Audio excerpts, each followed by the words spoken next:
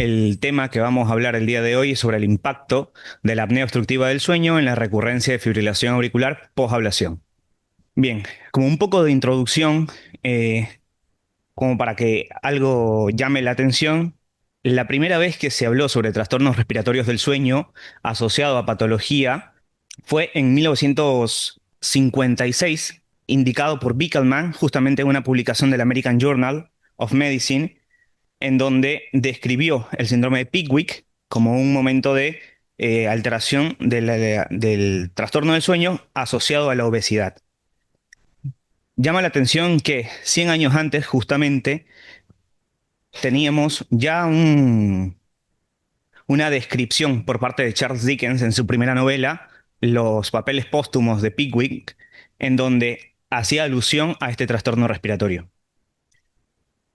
Después se fue desglosando, apareció la apnea obstructiva del sueño, la apnea central del sueño, en donde sabemos que hasta el momento normalmente es una patología infradiagnosticada, 2 al 4% en la población general de mujeres y 4% en la de varones, ¿sí? La obstrucción aérea se asocia a su vez con alteraciones neuroendocrinas, disfunción cardiovascular, alteraciones metabólicas y de la cognición, que termina también generando inestabilidad eléctrica.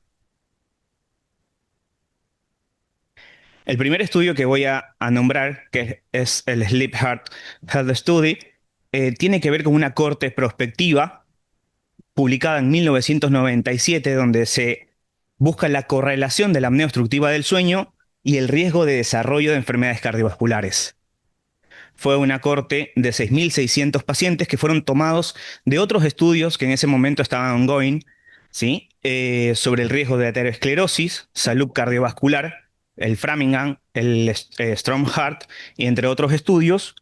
Justamente se toma una población que tenía trastornos respiratorios del sueño diagnosticados por polisomnografía, en donde se buscaba como hipótesis primaria ver si los trastornos respiratorios del sueño aumentaban el riesgo de enfermedad coronaria, stroke u otras causas de mortalidad cardiovascular.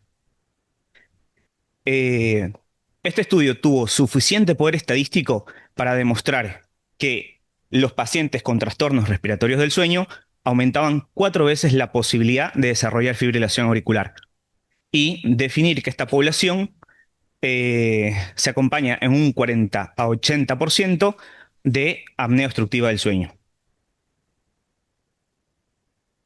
Como objetivo, tenemos la idea de analizar la relación entre trastornos respiratorios del sueño, apnea obstructiva y recurrencia de fibrilación auricular posablación, evaluar cuál es el impacto del CPAP sobre los aspectos cardiovasculares y la recurrencia de fibrilación auricular, y favorecer a una discusión que nos lleve a proponer recomendaciones útiles para la práctica clínica en este hospital.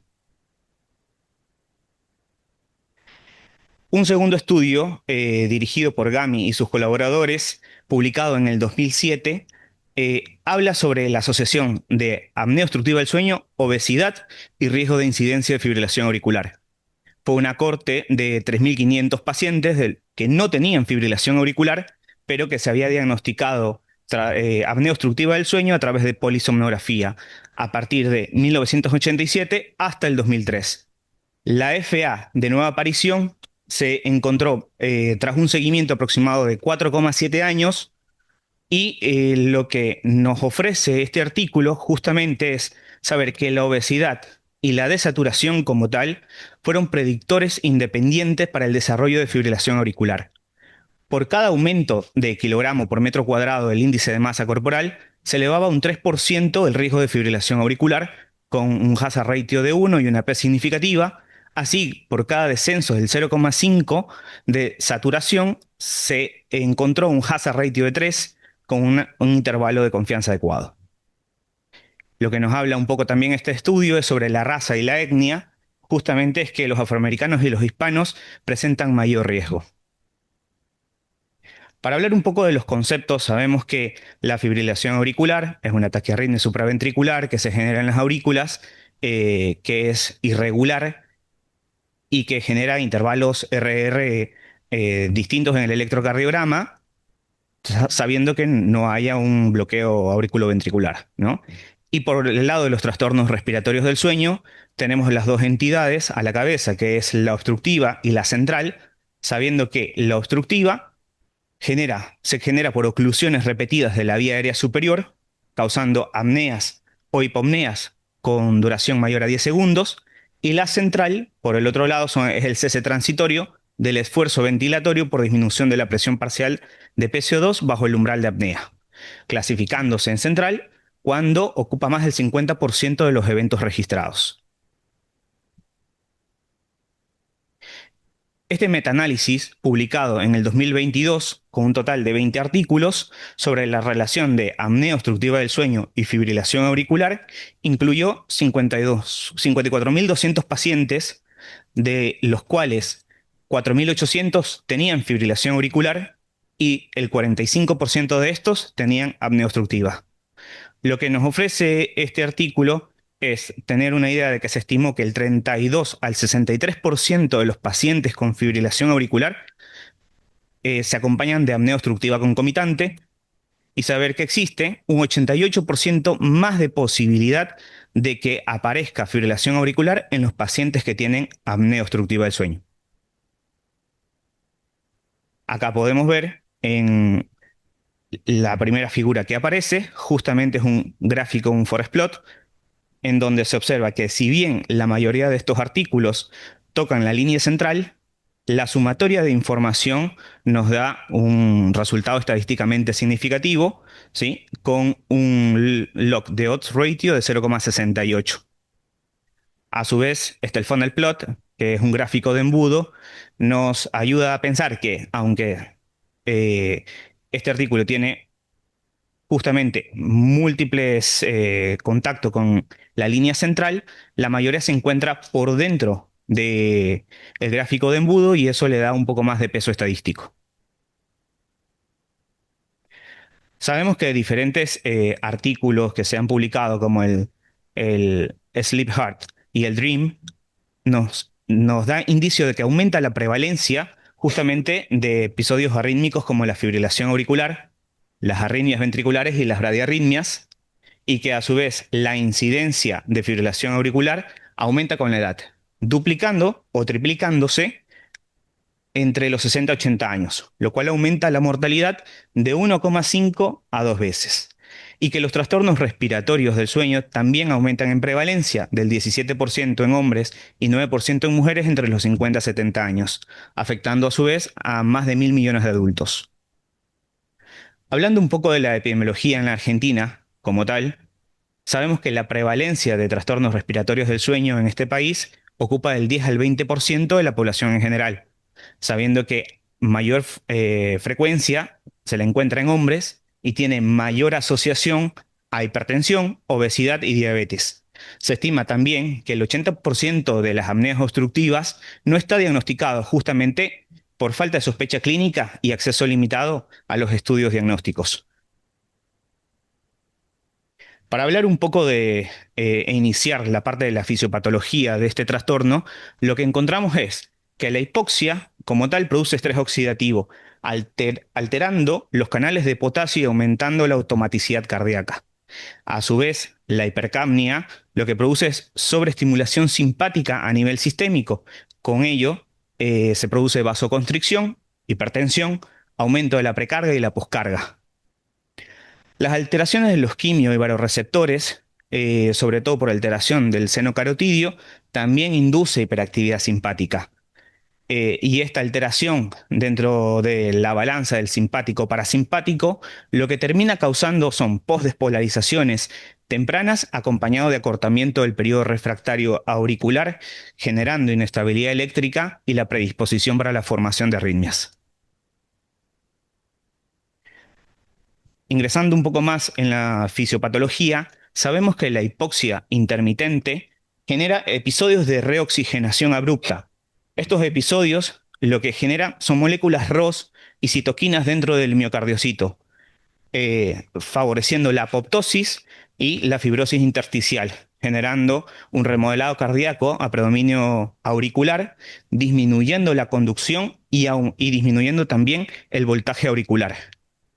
La activación autonómica, como ya la habíamos visto, estaba desfavorecida con hiperactividad simpática, favoreciendo también focos de reentrada y acortamiento de los potenciales de acción. A su vez, la aparición de postdespolarizaciones tempranas.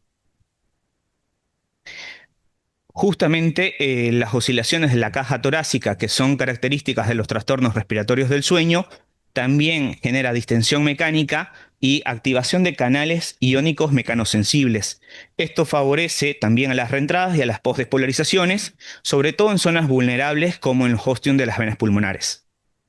Y la inflamación también ayuda a la vasoconstricción periférica, aumentando la precarga y la poscarga, como lo habíamos nombrado, además de favorecer un estado protrombótico, ¿sí? Exacerbando el riesgo embólico propio de la fibrilación auricular.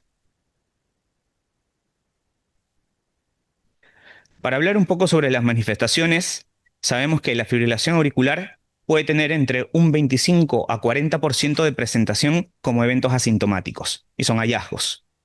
Pero cuando se presentan síntomas, el 75% serán palpitaciones, del 50 al 60 se presentará como disnea y el 40-45% como astenia. Mientras que los trastornos respiratorios se presentarán entre un 82 a 95% con ronquera, en donde la pareja normalmente tiende a ser mucho más útil en el interrogatorio, y el 58 a 78% con somnolencia diurna. Ahí salta la primera pregunta, que sería si el cribado sistemático de la apnea obstructiva del sueño mejoraría los resultados de la ablación de la fibrilación auricular. Y bueno, primero, ¿qué tenemos por cribado de los trastornos respiratorios? Primero sabemos que el cribado en general genera un subdiagnóstico entre el 86 al 95%, ya que los casos no se identifican. Los cuestionarios que normalmente se utilizan para cribar tienen un valor predictivo limitado y que, aunque hay nuevas herramientas que tienen mayor precisión diagnóstica, son de difícil acceso. Entonces, ¿qué es lo que nos recomiendan las guías? La guía europea de manejo de la fibrilación auricular del 2024 nos dice, con un nivel de evidencia 2B, recomendación B, que se deben tratar las apneas obstructivas del sueño, sobre todo en pacientes con fibrilación auricular, para evitar la recurrencia y o progresión de la enfermedad. Y con un nivel de evidencia 3, con recomendación B, que no se debe cribar a los pacientes solo con cuestionarios, porque es insuficiente. Mientras que la guía americana de seguimiento de la fibrilación auricular del 2023 nos indica algo similar. Sabemos que con un nivel de evidencia 2B, recomendación B, que es razonable cribar a las apneas obstructivas del sueño, sobre todo por la asociación que tiene con la fibrilación auricular, pero que aún así la idea de mantener el ritmo cardíaco a través de este tratamiento es incierto. Tenemos también las recomendaciones de las guías sobre trastornos del sueño, en donde la American Academy de Sleep Medicine nos dice que los pacientes con FA deben ser evaluados para apnea obstructiva del sueño mediante los cuestionarios clínicos, ¿sí? Que en este caso son el Stop Back y el Epworth, debido a la fuerte asociación entre ambas condiciones. Mientras que la Sociedad Europea Respiratoria nos dice que todo paciente con FA y sospecha de apnea obstructiva del sueño debe ser estudiado con polisomnografía o poligrafía, que son mucho más específicos. ¿Qué se hace en Argentina? Realmente, tanto la Asociación del Sueño como la Sociedad y la Federación Argentina de Cardiología nos dicen prácticamente lo mismo y están bastante condicionados a las guías internacionales.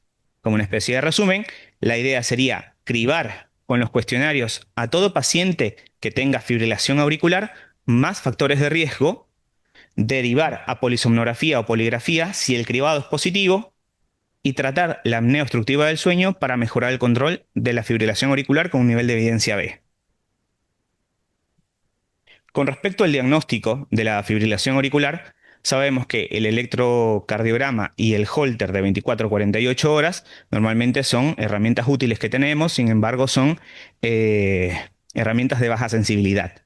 Y que los dispositivos implantables, que si bien mejoraría el diagnóstico de las arritmias, normalmente en la fibrilación auricular se aumenta la incidencia utilizando estos dispositivos implantables por 5, ¿sí?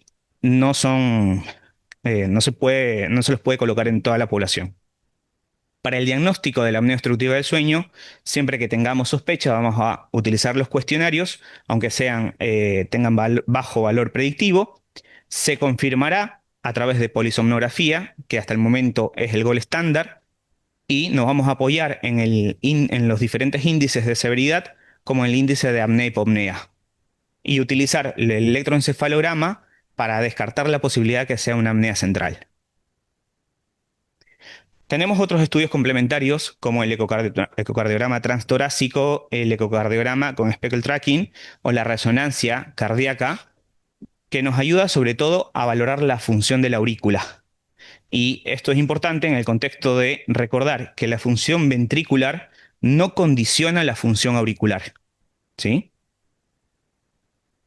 El siguiente estudio que voy a presentar justamente es el RESPIRE, que habla sobre la incidencia de fibrilación auricular en pacientes con apnea obstructiva del sueño que tenían indicación de marcapaso, que fue un estudio publicado en el 2019.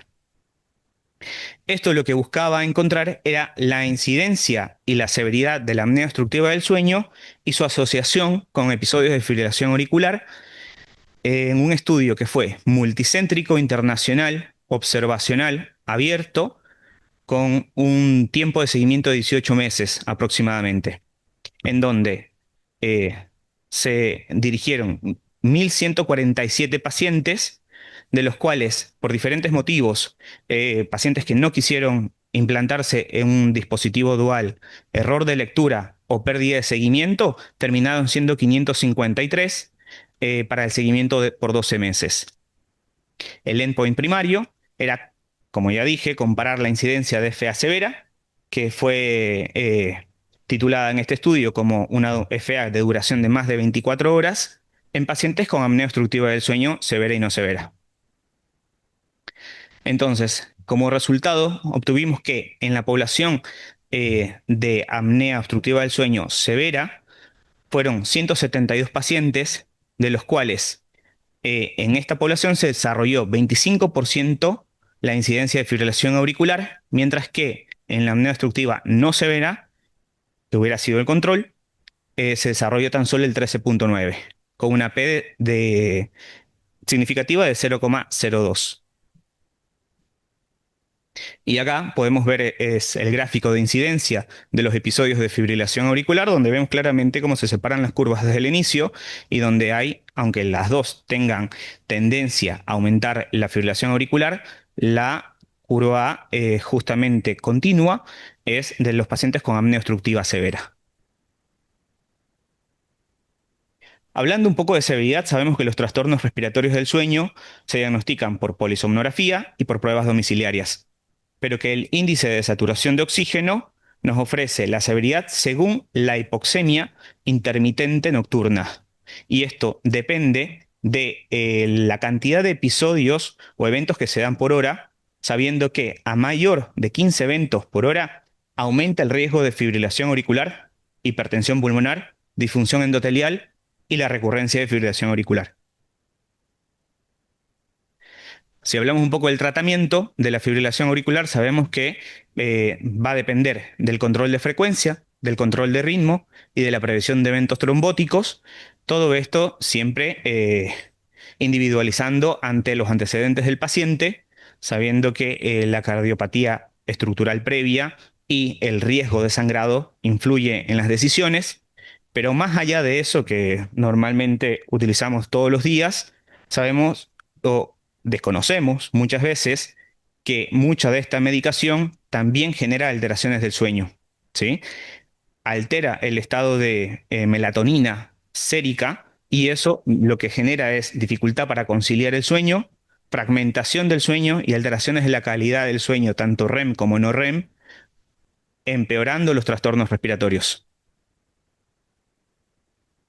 En el tratamiento de la apnea obstructiva del sueño, también tenemos un componente farmacológico que realmente no es muy útil. Tenemos la atomoxetina y la oxibutinina, la cual altera o maneja los músculos dilatadores faringios, pero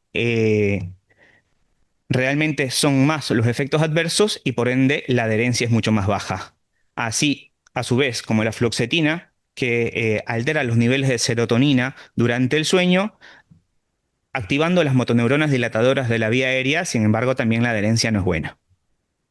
Cuando hablamos de CPAP, tenemos que en el 2003, a través de la Clínica Mayo, se evaluó la recurrencia de fibrilación auricular posablación, perdón, poscardioversión eléctrica en pacientes que tenían apnea obstructiva del sueño y se los dividió en tres grupos. La verdad es que fue una población bastante pequeña porque fueron 39 pacientes con apnea obstructiva del sueño y fibrilación auricular que se separaron en grupos de uso de CPAP y no CPAP, además de un grupo de control de 79 pacientes que no tenían apnea obstructiva del sueño que sirvió como control. Lo que encontramos es que los pacientes que tenían trastornos respiratorios y que usaban el CPAP tenían una recurrencia del 42%, opuesto a los que no usaban CPAP con una recurrencia del 82%.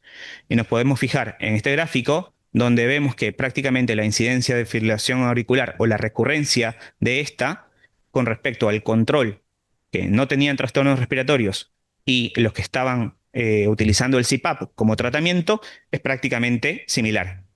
Mientras que la población que no usaba CPAP versus la que sí lo usaba tenía una recurrencia totalmente dispar y significativa. A su vez, otro estudio que tenemos acá que habla específicamente sobre la recurrencia de FA post-ablación fue un estudio prospectivo dirigido por Naruse en el 2013 sobre la eficacia del tratamiento de CPAP, a su vez sobre la recurrencia post-ablación. Un estudio que tuvo un seguimiento desde el 2009 hasta el 2011, donde se enrolaron 250 pacientes aproximadamente, de los cuales quedaron solo 150, y se estratificaron a su vez en tres grupos. Todos los pacientes se habían ablacionado, el grupo control no tenía trastornos respiratorios y el grupo que tenía apnea obstructiva del sueño también se lo subdividió entre los que usaban CPAP y no. Los que no usaban CPAP tuvieron una recurrencia del 53%. Los que sí lo usaban, una recurrencia del 33%, y los que no tenían trastornos respiratorios del sueño, una recurrencia del 22%. Por análisis multivariado, lo que se encontró es que el CPAP como tal reduce la recurrencia independientemente de otros factores. Y como aspecto quirúrgico, simplemente como para nombrarlo, la corrección de la vía aérea tiene como tal eventos de ubulopalatofaringoplastia, avance maxilomandibular o estimulación del nervio puloso, pero eso solo lo voy a nombrar nada más. Con respecto al tratamiento del CPAP y el remodelado cardíaco, ¿qué sabemos? Uno, las cosas que fisiopatológicamente ya vimos que fue que existe un remodelado auricular progresivo, ¿sí? Con depósito de fibrosis, alteración estructural, alteración de la conducción e inestabilidad eléctrica, y a su vez que hasta el momento vemos que el impacto del CPAP en general ha demostrado que los tiempos de conducción y la disfunción diastólica mejoren, además de reducir la carga arritmogénica y la dilatación auricular. Este estudio, publicado en el CHEST, justamente lo que hace es obtener una población sana, sin comorbilidades cardiovasculares ni disfunción ventricular, de una corte de 47 pacientes de edad de 50 más o menos 10 años, en donde se hace un diagnóstico nuevo de apnea obstructiva del sueño, con un índice de severidad elevado, por encima de 15, con un Epworth más de 10 y que no usaba CPAP previamente. Lo que se hizo fue darles tratamiento con CPAP y a su vez hacerle seguimiento imagenológico y de laboratorio desde el inicio a los 3, 6 y 12 meses con ecocardiograma y al inicio 6 y 12 meses con resonancia magnética. ¿Qué fue lo que se encontró? Justamente en los gráficos vemos que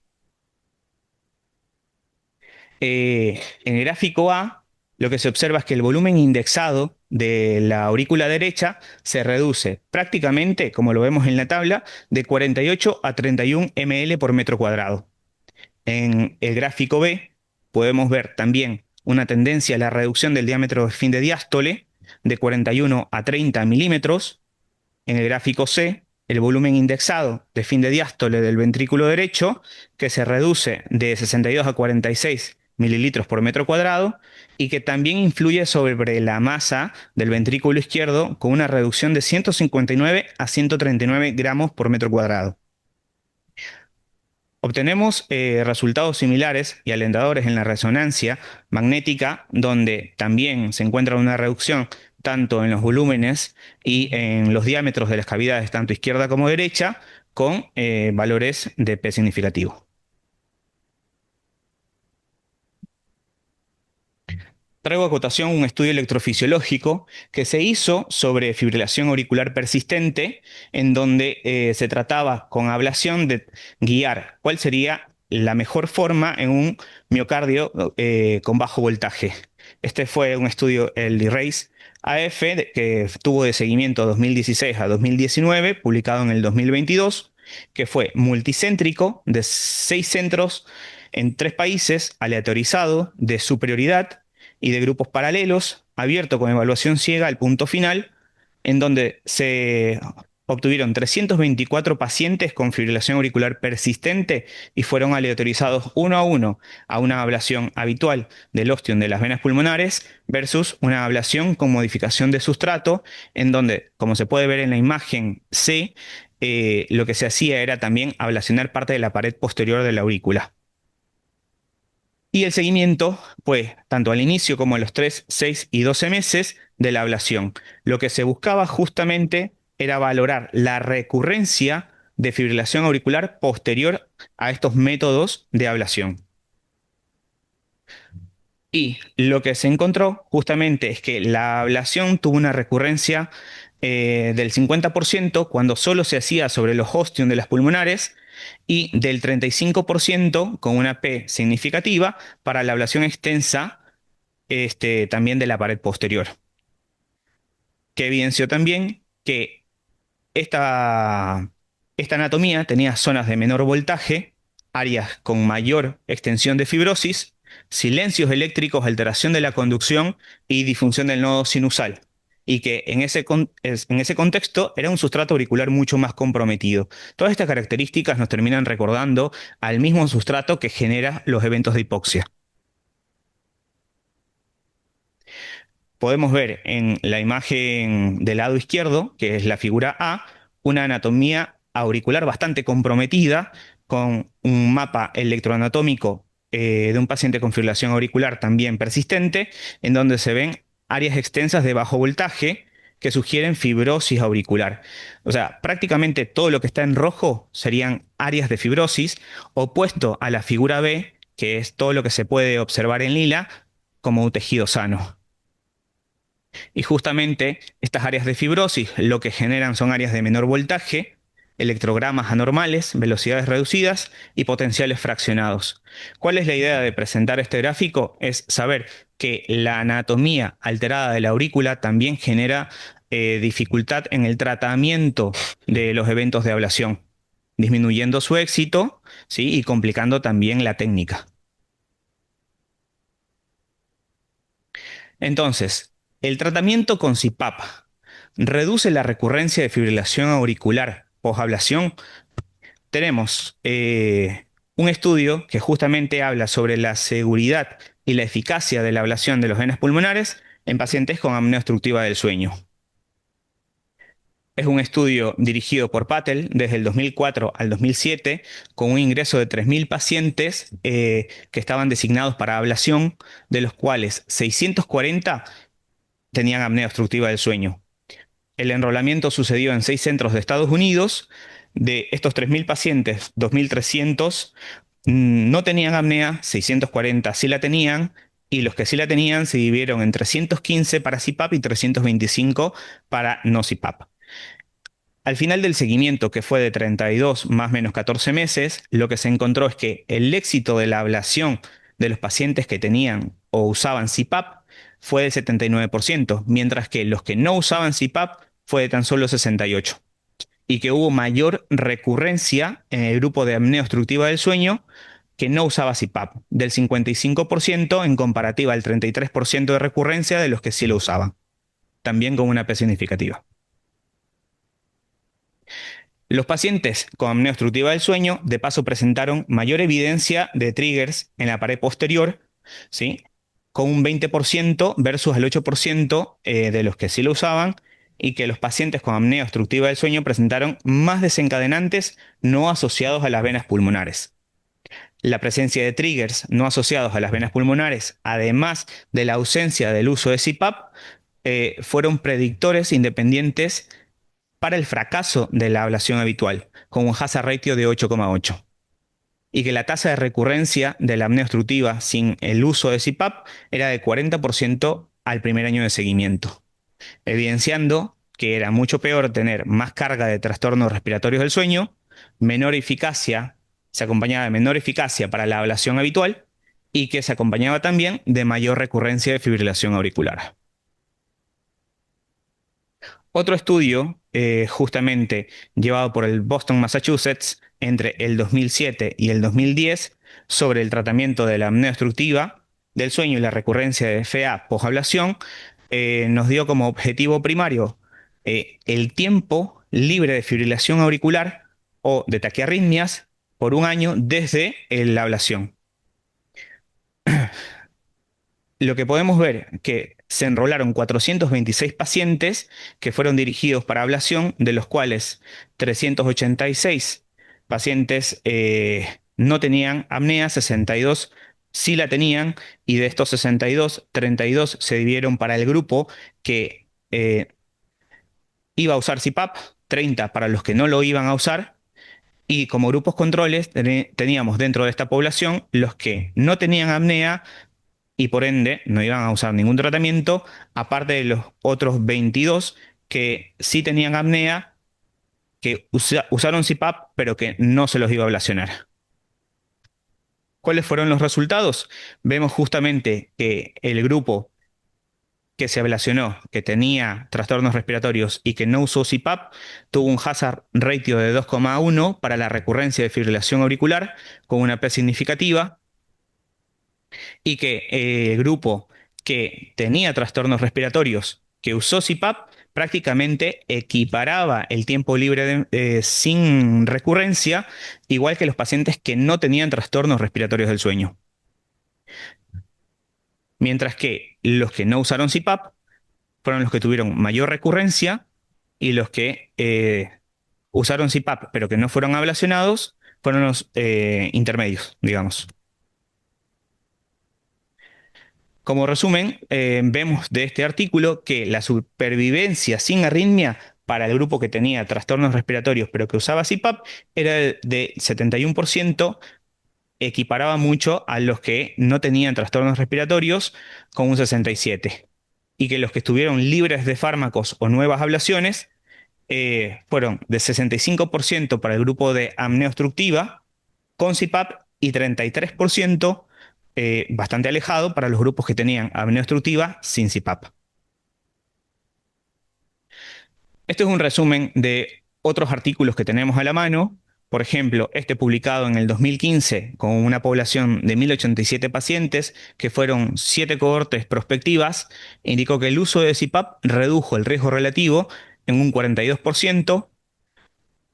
Otro metaanálisis con 4.500 pacientes indicó que se logró reducir en un 44% la recurrencia de FA con una P significativa, y 3.743 pacientes de otro artículo en donde se encontró que la apnea obstructiva tratada con CPAP tiene igual recurrencia que un paciente sin trastornos respiratorios del sueño.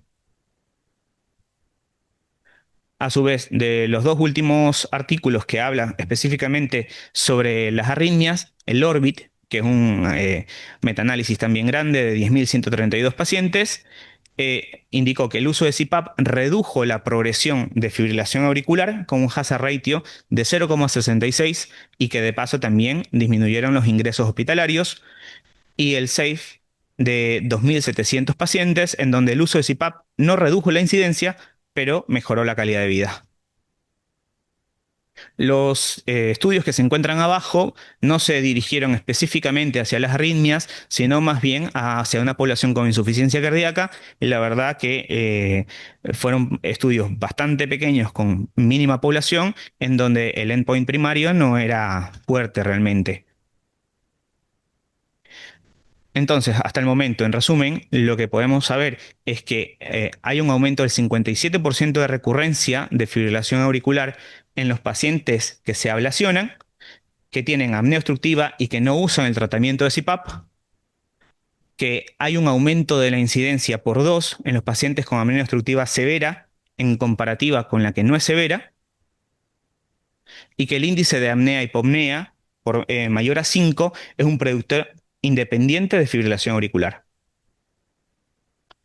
Tenemos otro estudio un poco más organizado estadísticamente, que es un ensayo aleatorizado, controlado, abierto, con grupos paralelos en 2 centros de Noruega, con seguimiento de 5 meses previo a la ablación y 12 meses posterior a la misma, que lo que buscaba era valorar la recurrencia de fibrilación auricular. El seguimiento se hizo 3, 6 y 12 meses post ablación.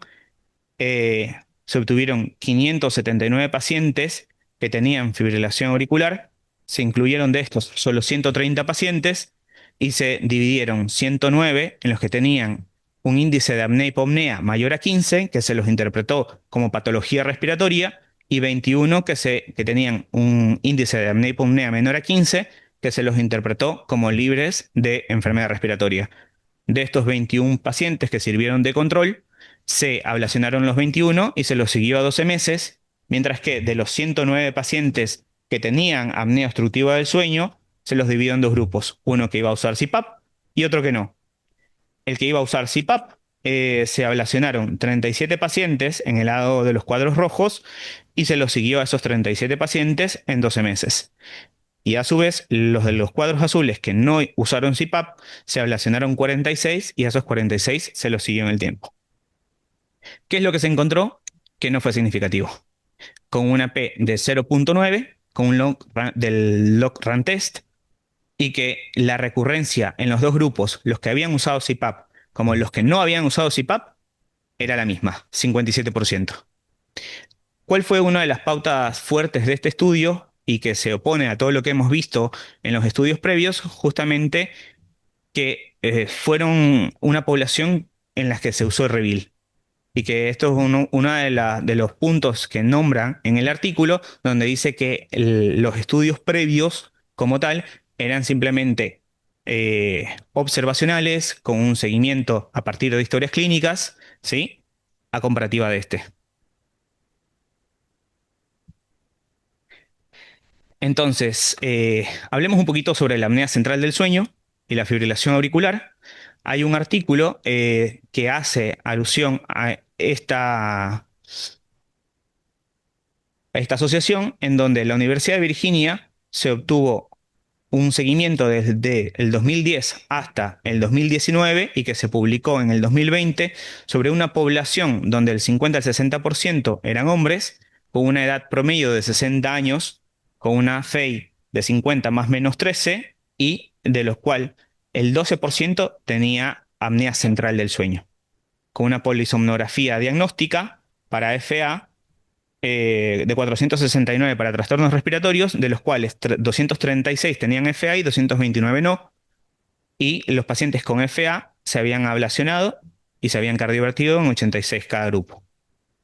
¿Qué es lo que se encontró? Que entre los episodios de apnea obstructiva del sueño, el hallazgo de fibrilación auricular no fue significativo justamente en los dos grupos, mientras que para la apnea central del sueño tuvo mayor asociación con un 12.3% para la incidencia de fibrilación auricular versus el 4,4%. Lo que nos da este artículo justamente es indicios de que la fibrilación auricular también tiene alta prevalencia en los pacientes con apnea central del sueño.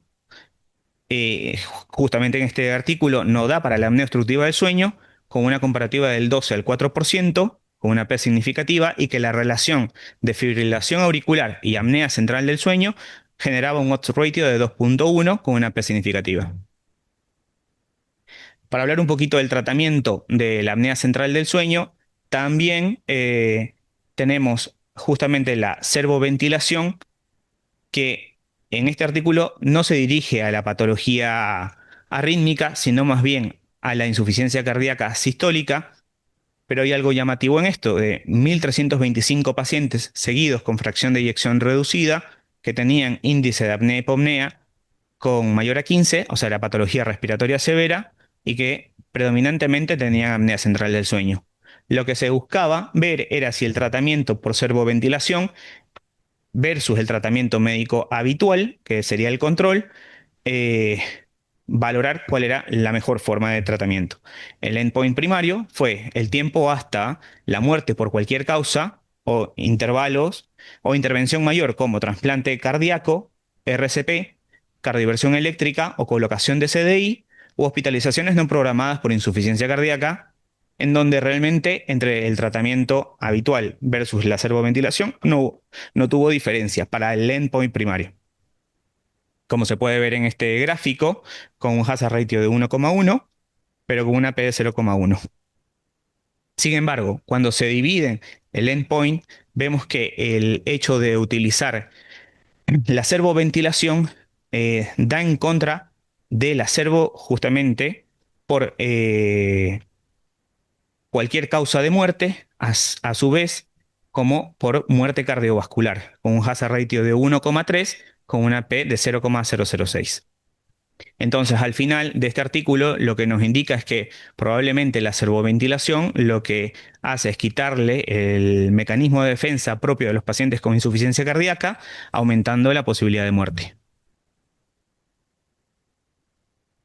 Para entrar un poco en la discusión, lo primero es que no existe una línea específica de tratamiento ni de recomendaciones que podamos seguir. Entonces nos deja como una pauta abierta con protocolos que todavía no están estandarizados, incluyendo esto acá en el hospital. La mayoría de los artículos que se publicaron son observacionales. Esto también limita en gran medida la causalidad, y sabemos que hay una elevada heterogeneidad de la metodología de los artículos que se utilizaron o que se estudiaron, lo cual también limita la extrapolación a la práctica clínica. Hablando un poco de mortalidad, lo que sí pudimos ver es que la apnea obstructiva grave se asocia a mayor mortalidad en general y también a la cardiovascular, pero que no tenemos estudios donde se valore si el CPAP altera la supervivencia de forma concluyente. Tenemos que la apnea obstructiva del sueño se asocia con mayor incidencia y mayor recurrencia de fibrilación auricular, sobre todo con los índices de apnea-hipopnea que dan para severidad. Y sigue un poco vigente la pregunta de si el cribado sistemático cambiaría estos parámetros, y incluyendo la recurrencia de fibrilación auricular posablación. Termino con esta pregunta en donde no sabemos si estamos frente a la oportunidad no suficientemente aprovechada para mejorar los resultados de uno de los procedimientos comunes en electrofisiología cardíaca. Listo. Gracias. Haría para que sea más llevadero, más ameno, toda la parte de introducción, que hice reducirla un poco, porque ahí ya pones información que después vuelves a hablar y concentraste más en las preguntas que pusiste, ¿no? Quizá toda esa parte introductoria y fisiopatología se puede reducir y quedarte ya concretarte, poner pregunta por pregunta y respondiéndola. Es una forma más fácil de poder seguirla, ¿no? Tuvo bárbara la presentación, eh, y seguramente dedicaste horas y horas a hacer una recopilación exhaustiva, precisa, y es incuestionable y es realmente muy meritorio tu trabajo. Ahora yo me acoplaría un poquitito a lo que señalaba el doctor Belsitti. Tal vez habría que soslayar algún tipo de información para hacerla un poco más ágil, porque algunas veces con tanto volumen de información se diluye todo el análisis que hiciste, que fue muy bueno. Yo creo que todos cometemos el error de algunas veces de querer mostrar más de lo que es estrictamente necesario. Ahora, cuando uno hace un gran análisis de la información y después muestra mucho menos, la pregunta que uno se hace dice, ¿el auditorio podrá saber todo lo que analicé yo? Entonces uno dice, pucha, hice toda esta cosa exhaustiva de esto, del otro, uno quiere mostrar todo y se pregunta, pero no lo tendré que mostrar porque será una de las formas con la cual el auditorio me está valorando por mi esfuerzo. Entonces, ¿cómo se sale de esa contradicción? Yo te vuelvo a decir, hubiera sacado algún tipo de información, como dijo el doctor Versiti, la hubiera hecho un poquito más ágil. Y en segundo lugar, para resolver esa ecuación que tenemos de tanta información y de alguna manera decir, mirá, yo me revisé todo esto, hubiera sacado conclusiones más generales de todos esos estudios, que fue al final, que lo esbozaste y que fue la parte más sustancial. Hubo mucha cosa observacional, los estudios observacionales no hablan de causalidad, dijiste, muy importante. Las poblaciones son muy disímiles, las intervenciones son distintas, los puntos finales son diferentes, por lo tanto analizar esta información es difícil. Segundo, pero yo me quedaría con esto, que todavía hay, sin cuestionar aspectos éticos, un ámbito para poder hacer investigación. Y esto que te comento, bueno, es lo que simplemente pienso, yo trato de decir siempre lo que pienso, y eso no significa más que alabar tu esfuerzo fenomenal en haber hecho este análisis. Así que te felicito. ¿Alguien más quiere hacer algún comentario de la presentación? ¿Eh? Bueno, yo estoy de acuerdo con lo que dicen, Joseph, el esfuerzo que hiciste, no vamos a hablar de eso, pues lo hiciste y la verdad llegaste a eso. Pero recordá que la idea de esto es una pregunta, ¿no? Hacete la que quieras, vos te hiciste una pregunta, introducir, ver un poco qué es la mejor evidencia para vos, contrastarla, chequear los puntos débiles y fuertes de eso y llegar a una conclusión y dar una conclusión asociada a lo que vos pensás y llevar un lineamiento, ¿no? Muchas veces cuando uno se va un poco de esto y todo y extiende la cosa, uno a veces que lo escucha y que está en el auditorio, se pierde un poco de el hilo conductual que tiene que estar la presentación. Eso para vos es una recomendación, para eso estamos haciendo esto, ¿no? Para decirlo, me parece que el esfuerzo fue bastante importante, que el hilo conductor muchas veces se extendió, ¿viste? Y que la parte organizativa, ¿viste? Que vos tenías la información, ¿no? Hay que reemplazarlo un poco, la abundancia de información, por hacer algo más específico de lo que vos pensás. Y coincido con lo que dijo Arturo, al final de todo, todos nos fuimos mejor hacia las respuestas y hacia que vos hiciste un compendio de la cosa y dijiste, mira, a mí me parece esto, por esto, por esto y por esto. Es correcto, ¿no? Así que esa sería la cosa. Intentar, viste, llevar un hilo conductor y no necesariamente uno tenía que dar toda la información, ¿no? Hay unas cosas que vos dijiste bien, no hay causalidad, vos buscaste asociaciones, ¿no? Mm. Covariaciones, una aumenta, la otra disminuye, la dirección, que yo esto y lo otro, pero no es causa, es correcto, ¿no?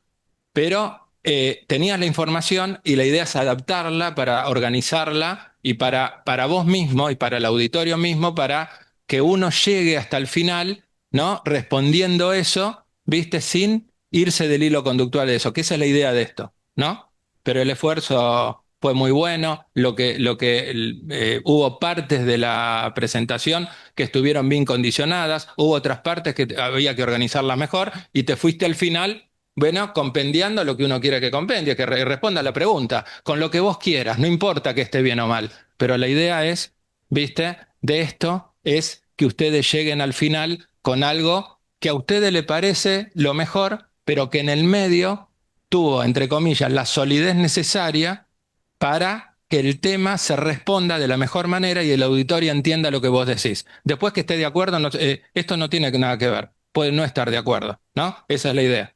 Bueno, Bien, perfecto. ahora vamos a hablar del tema, cosa que yo no sé, así que no puedo decir mucho. Ahí está Eugenia, que puede hablar del tema, Gustavo, seguramente algo nos van a decir de lo que piensan hoy, de lo que se hace en el servicio con esta patología y la asociación o no, y a su vez le vamos a preguntar algunas cosas, ¿no? Porque esto pareciera ser no nuevo, pero ustedes estuvieron trabajando, creo, en esto, ¿no? A ver, Eugenia. Hola a todos. Es un tema que hay muchísima información, pero que te quedan lagunas. Un tema que es epidémico y que preocupa, que aumenta 4 veces el riesgo de fibrilación auricular, como muy bien dijo Joseph, te felicito. Em, y que tiene muchas aristas que están mal estudiadas, o sea, porque tiene subdiagnóstico por falta de acceso de los pacientes, porque los cuestionarios que uno utiliza no tienen buen valor predictivo, subtratados porque los pacientes tienen poca adherencia, por ejemplo, a las máscaras, y porque el tratamiento incluye no solo tratar la SAO, sino también tratar los factores de riesgo concomitantes, y es más fácil tratar la diabetes y a veces la obesidad que son también las SAOs. Em, y que una vez instalada, o sea, al funcionar como sustrato de la miocardiopatía auricular, como viste en las áreas de bajo voltaje y demás, actúa como sustrato, como factor que perpetúa la enfermedad y como factor de recurrencia independiente de tratamiento, ya sea ablación o tratamiento médico. Y en esa recurrencia también ayuda a las complicaciones que todos conocemos de la fibrilación auricular. Entonces me parece un lindo tema que tiene todavía sus lagunas y vamos a ver en el seguimiento si esto mejora. Este trabajo de ver si haciendo la pesquisa de SAOS en nuestros pacientes que se someten a fibrilación auricular lo hicimos un estudio prospectivo de haciendo un cuestionario de stop bang a todos los pacientes que tenían diagnóstico de fibrilación auricular y se sometían a ablación, y vimos que eso no condicionó la recurrencia y nuestra conclusión se basó en eso, en el subdiagnóstico, en el subtratamiento y en el tratamiento que tiene que tener, a pesar de ser un factor de predictor independiente de la recurrencia, de otros factores de riesgo cardiovasculares concomitantes. Y voy a hacer un spoiler, que estamos haciendo un trabajo de las áreas de bajo voltaje de la miocardiopatía auricular, y eso lo vamos a analizar en contexto de los datos ecocardiográficos y también de los datos clínicos, incluyendo las AOS. Así que el año que viene también les vamos a comentar de eso. Pero excelente presentación. Bueno, a mí, igual que a Arturo, me pareció muy completa la presentación, con mucha información. Y un poco me parece que el concepto hoy en día es que la fibrilación auricular es multifactorial y que no basta solamente con el tratamiento antiarrítmico o la ablación, sino hay que tratar todos los factores de riesgo que ayudan a la recurrencia de la fibrilación auricular, desde el tratamiento de la obesidad, la hipertensión y, por supuesto, la apnea del sueño. Creo que, como mostraste, está subdiagnosticada. eh, y creo que hay una clara asociación, por lo menos con la fibrilación auricular paroxística, aunque no hay tanta evidencia con la persistente. Y quizás el tratamiento ideal no sea el CPAP, quizás haya otra cosa que haya que hacer en el futuro, pero sí se ve, y lo mostraste en los trabajos, la asociación que hay entre la apnea del sueño y la fibrilación auricular. Así que todo lo que podamos hacer desde cada uno de los puntos que favorecen la recidiva de la fibrilación auricular va a ayudar para que el paciente se mantenga en ritmo sinusal. Muy puntual. De cada 100 pacientes que tienen, vos lo señalaste, que tienen apnea del sueño, dos preguntas voy a hacer. ¿Qué porcentaje son obesos y tienen más del 30 de Body Mass Index? Es decir, 100 con apnea del sueño, ¿cuántos de ellos tienen más de 100 de Body Mass Index? Primera pregunta. Y la segunda es, si un paciente tiene apnea del sueño y vos dijiste que un 25% de ellos pueden desarrollar fibrilación auricular poco tiempo después, ¿vos les darías anticoagulantes? ¿Se entendieron? Entonces, dos preguntas. De cada 100 apnea, ¿cuántos son obesos con más de 30? Y los que tienen apnea, si la tasa real es que el 25% van a tener fibrilación auricular en poco tiempo, si vos le darías anticoagulantes sobre la base de que muchas veces la enfermedad debuta con un cuadro neurológico. Bien, de todos los estudios que se presentaron, de la población, sobre todo que tenía trastornos respiratorios enfocados hacia la apnea obstructiva del sueño, la población en general manejaba un índice de masa corporal del 30 al 35 de IMC. O sea, sí, o sea, que entendería que la mayoría de la población maneja un alto grado de obesidad. Y por otro lado, no. O sea, no podría anticoagular a un paciente solo por ser obeso, en asociación a la apnea obstructiva del sueño. No, con respecto a lo que decía el doctor Cajide, por ejemplo, el cuestionario de Berlín tiene tres puntos que analiza. Uno es cómo duerme el paciente, si tiene ronquidos, si tiene apnea. El otro es cómo está durante el día, si tiene somnolencia durante el día, si le cuesta concentrarse. Y el tercer punto es si es hipertenso y si tiene un índice de masa corporal elevado. O sea que claramente todos enfocan a que el aumento del índice de masa corporal se asocia mucho con la apnea del sueño. Agonistas GLP-1 que demuestra que son efectivos en la predicción, en la prevención de fibrilación auricular. Y todos los que estaban ahí tenían todos obesidad. Era un poco lo que comentábamos hoy a la mañana temprano, de todo este conjunto. Bueno, la obesidad y el tratamiento con esto también es efectivo para prevenir la fibrilación auricular. Ahora, hay una pregunta acá porque ¿cuál es el tratamiento real, no? De estos pacientes, porque eh, ya de por sí el paciente obeso, por su estado inflamatorio, crónico, yo no sé si saco una población de obesos sin SAOS y obtengo el mismo, lo tendríamos que chequear, pero obtengo la misma tasa, o sea, la misma prevalencia de FA que en los pacientes con SAOS. Probablemente sea mayor, pero el tratamiento del SAOS, del CPAP, es un tratamiento de sostén, no es un tratamiento de la enfermedad.